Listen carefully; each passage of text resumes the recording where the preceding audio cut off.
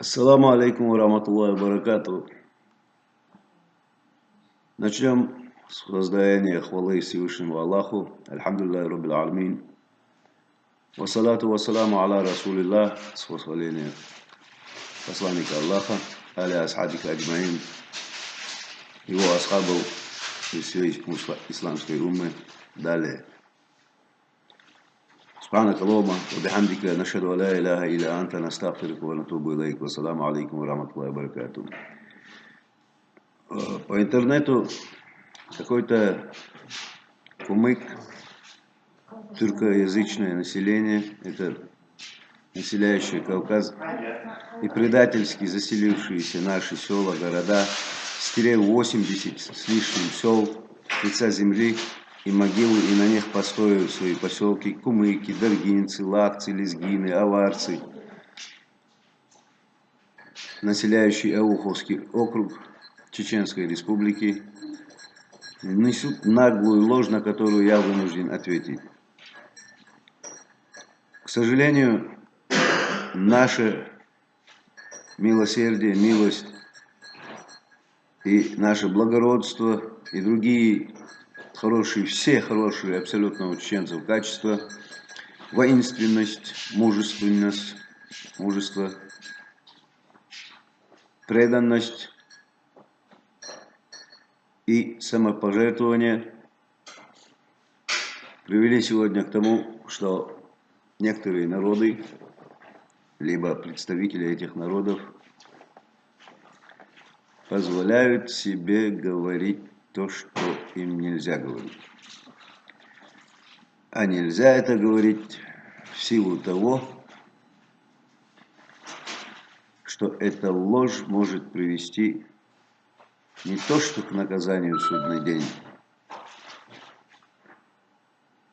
а к крови, которую уже задумал Кремль, последствием Дагестана ингушских ультранационалистов, призывающих к какой-то непонятной свободе от кого-то, от чего.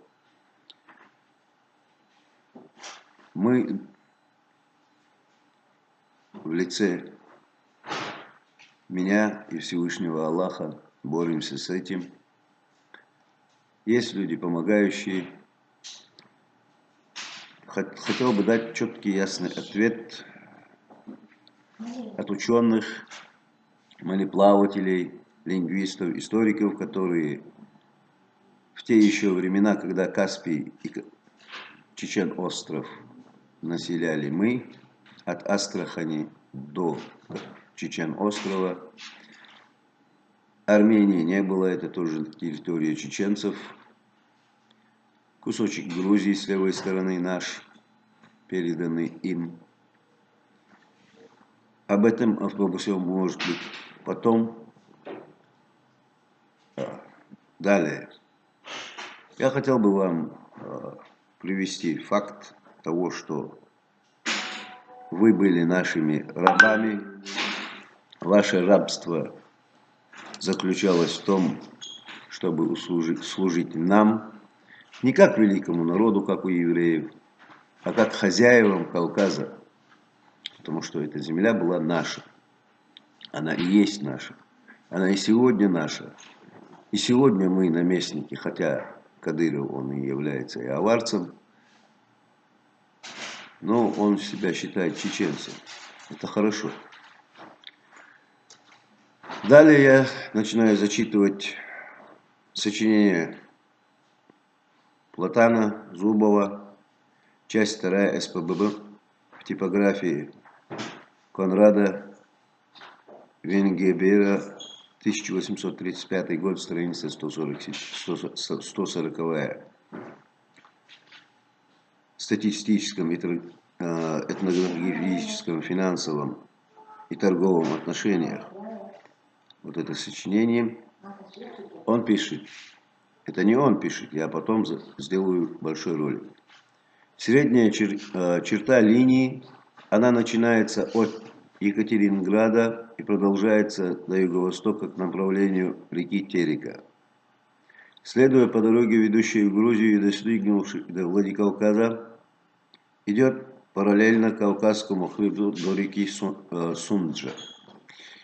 Подмечу, что Владикавказ не Владикавказ, а Владей Кавказом. Тоже территория уже после того, как ее отвоевали, видимо, это написано, до реки Сунжи, а потом на северо-восток по течению всей реки до падения онной в Терек. На правом фланге всей линии есть отдельный край Нальчик. Я читаю на старорусского, не сложновато, но тем не менее. В земле Большой Кабарды, а на левом также отдельная крепость Незапная, Хасавюрт. И Эндери в земле Чеченской. Для тупых и БТРов зачитываю еще раз вот этот момент. На правом фланге всей линии, пишет, есть отдельная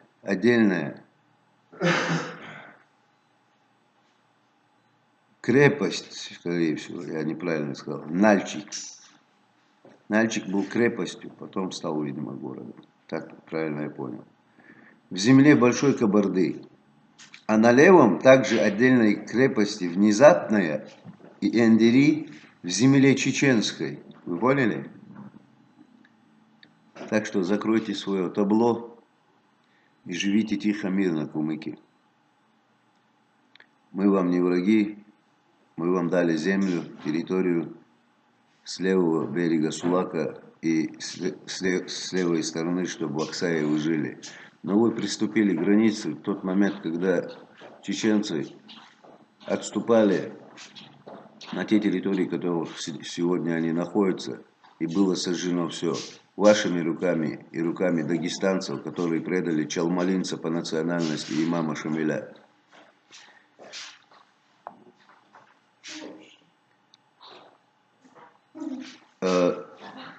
Картина Кавказского края, принадлежащего России и сопредельных онному земель.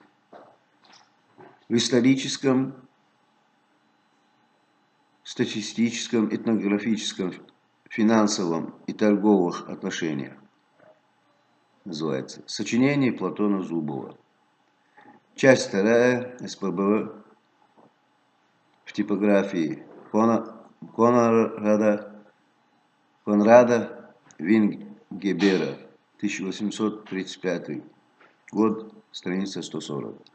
Как вы поняли, это пишет не чеченец, даже и не русский, а немец какой-то, либо еврей. Скорее всего, немцы. У них никогда не было своих царей. Далее, таким образом, кумыки появились в первый раз во владениях чеченцев.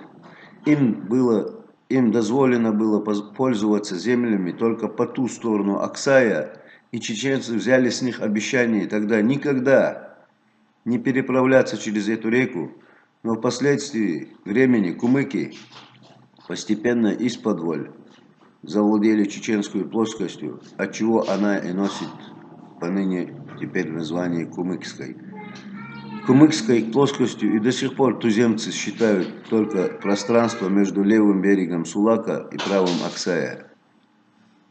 Начиная от левого берега Аксая полностью называется Качкалоевскую, Ауховскую, Акинскую. Это пишет об Берже, Чечня и чеченцы. Тифлис в типографии Главного управления наместников Кавказского, 1859 год, страница 13. Год пленения, замужества имама, в кавычках, Шамиля.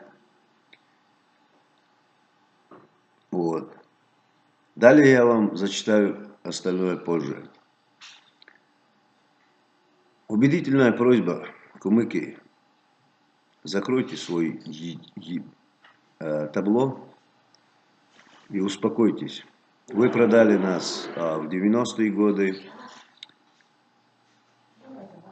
буртунайцу Умаханову Сагид Паше, бандит Паше, который в прямом смысле слова на подсрачниках заставил вас отдать ему голоса, а другие ему продали, посчитая это вынужденным, пошли с ним на сделку, теперь